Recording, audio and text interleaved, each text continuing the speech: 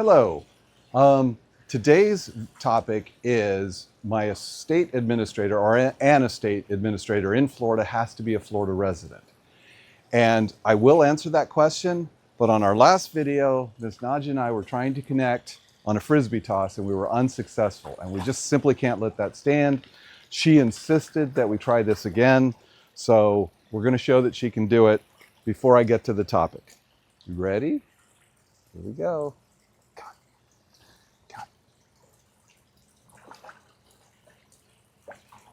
Come on.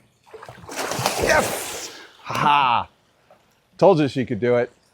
Okay, so for the topic, a estate administrator must be a Florida resident. So this one is kind of true.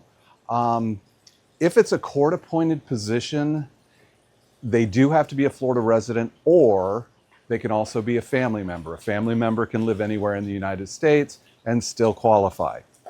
Another thing to take into consideration, they don't have to qualify at the time that the documents are written. So if you have someone that could conceivably move to Florida, or you're considering a significant other that may eventually marry into the family, you can still name them because they only have to qualify at the time that the court appoints them. So that's one thing. And then the other is if you set up, say, a trust so that the estate is administered privately outside of the court supervision, anybody can serve. So they do have to be a U.S. resident or a U.S. resident.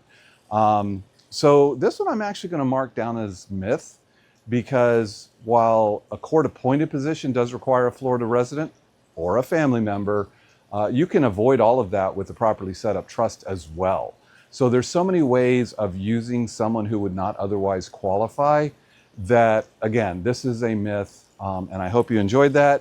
And I'm sure I can hear you applauding out there for that great performance by Miss Nadia. So thank you very much.